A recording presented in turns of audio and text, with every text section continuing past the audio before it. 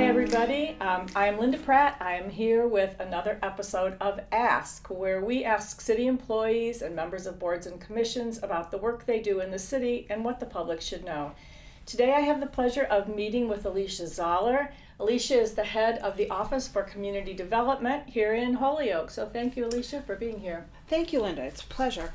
We'll start off with just some basic information about your office. So can you tell us where you're located? Sure. The Office for Community Development is located in City Hall Annex. It's room 400 on the 4th floor. As we like to tell people, we're on the top of the Yellowstone building with green windows right behind City Hall. I know, we've talked about this in previous episodes, that the City Hall Annex is a little bit hidden because it's next to City Hall, but it's not visible from High Street.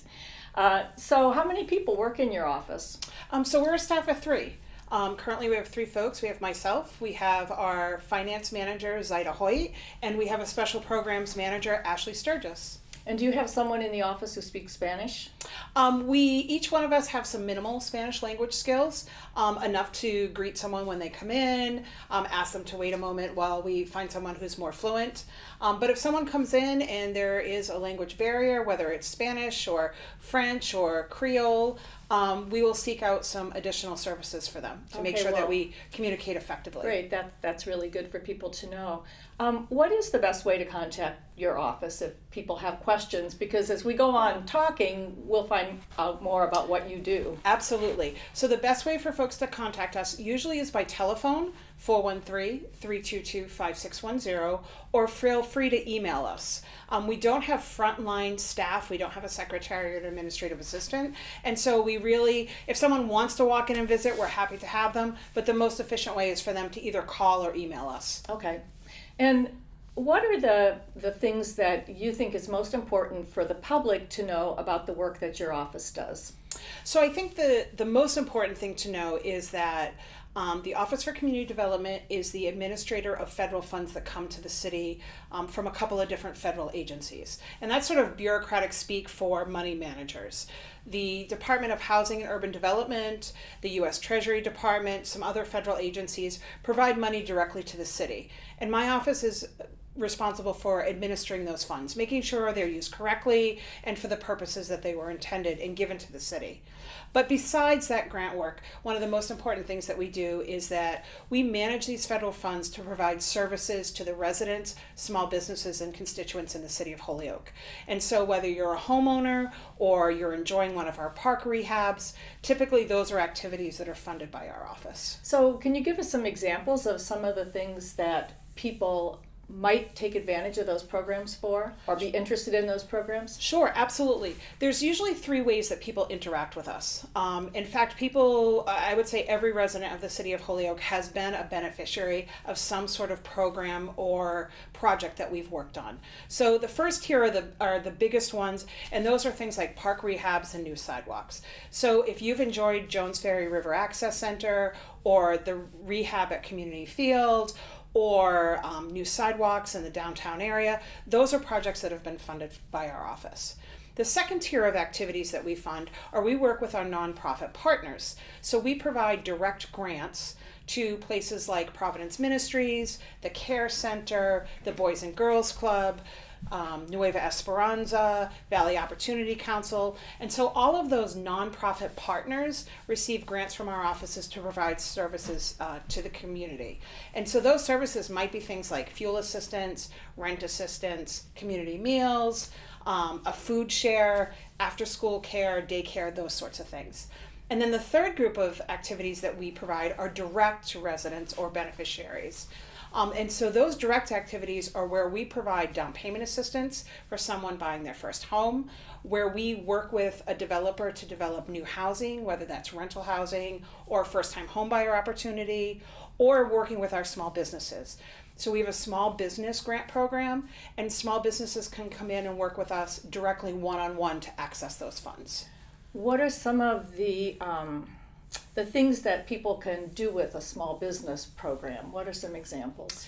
So currently we have 2 small business programs that are running. The first one is closed to applications. We're hoping to reopen it soon, depending on how much money we have left. And those are grants through the American Rescue Plan Act, through our COVID money that we received from the U.S. Treasury, to assist businesses that were impacted by COVID but have code compliance issues. So perhaps a business is being shut down by the fire department because they don't have a kitchen hood, but that kitchen hood for their commercial kitchen is several $1,000s. We're working with a group of small businesses right now to get those improvements made and paid for. Now, is that like the sprinkler systems too? It can be, yep. It can be the sprinkler systems, yep. And so that program has been challenging to roll out. It was challenging to write the program guidelines. We did get a fairly large number of applications in the first round. We continue to work through those, work with our small businesses to make sure we have all the information that we need. Then once we know how many grants we're able to get out, we may reopen that program. The other program that we have that is well-funded and currently rolling is our small business or microenterprise grant program. And that's for very small business owners who are low and moderate income.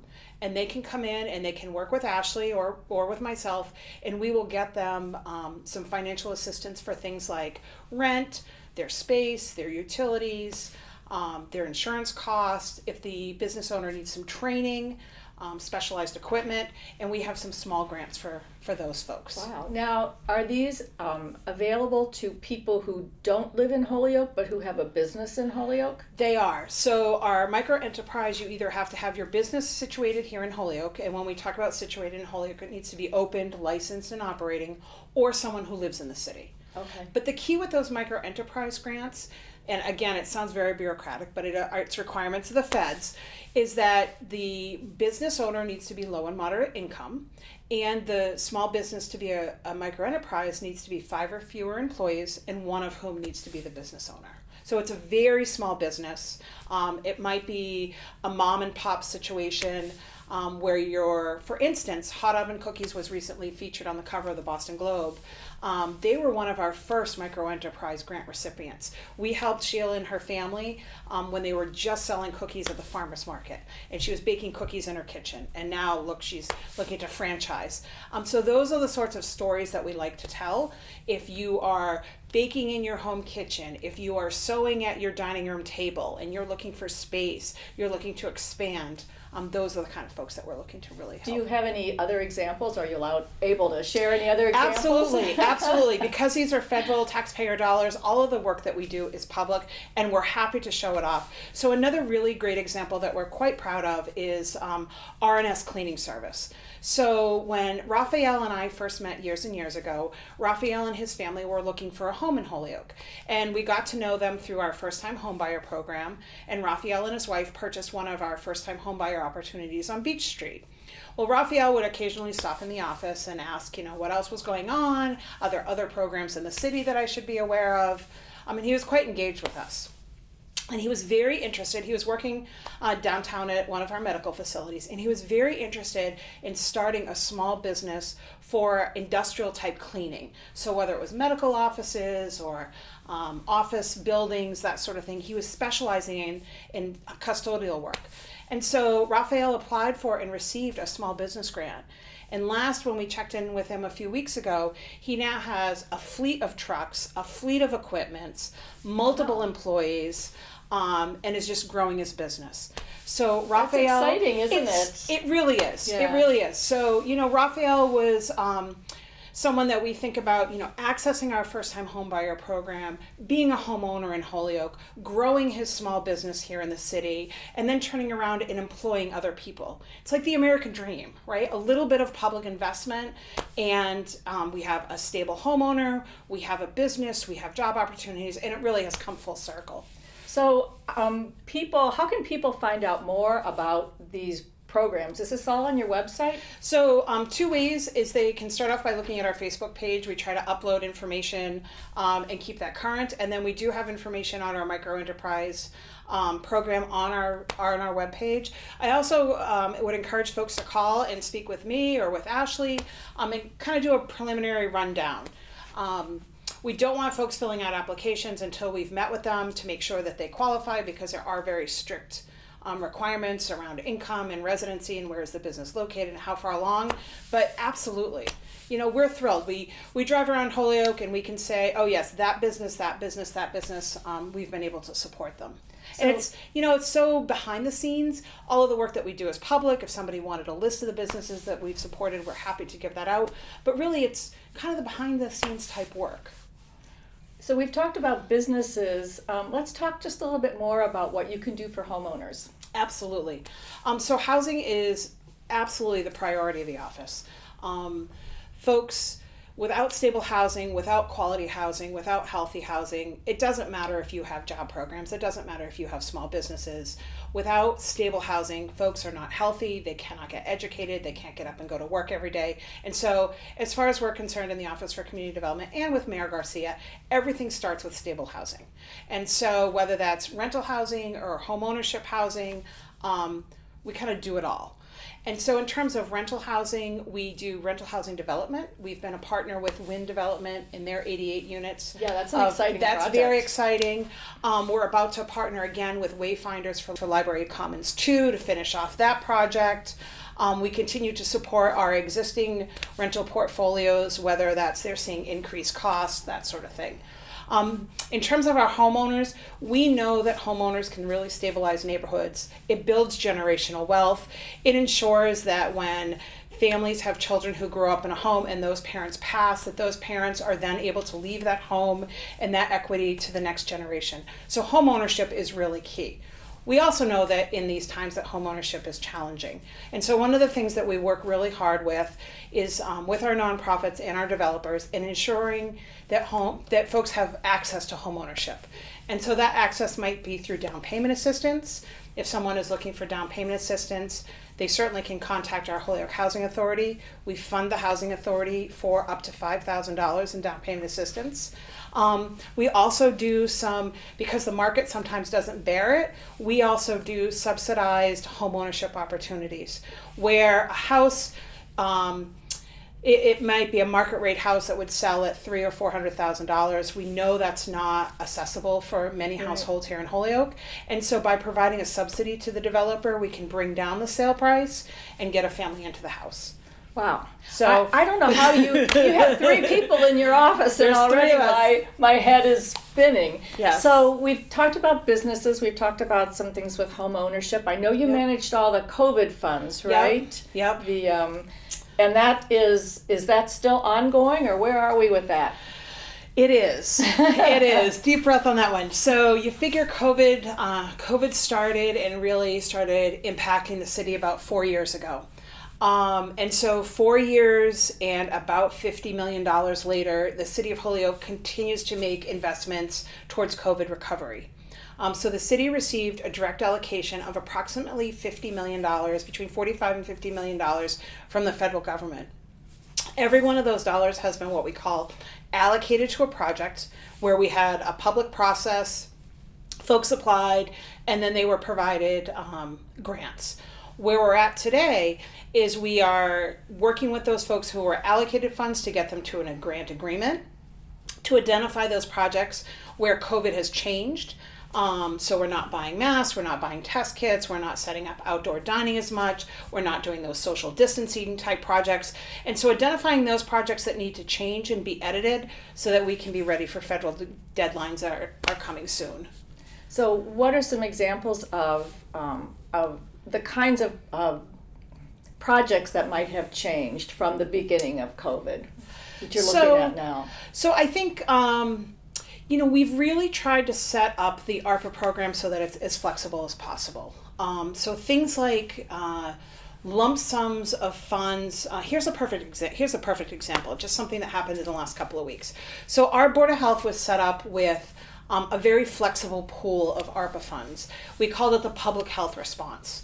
And the idea when the project was first set up 4 years ago was that as the Board of Health identified needs, they would be readily able to access their ARPA funds. And so in the early days, those funds were used to buy masks, to buy test kits, to set up vaccination clinics. I think we all remember that. We all, right? Remember the long lines at HCC Yes. and having the cards and having masks and being masked in the office. We've moved beyond that.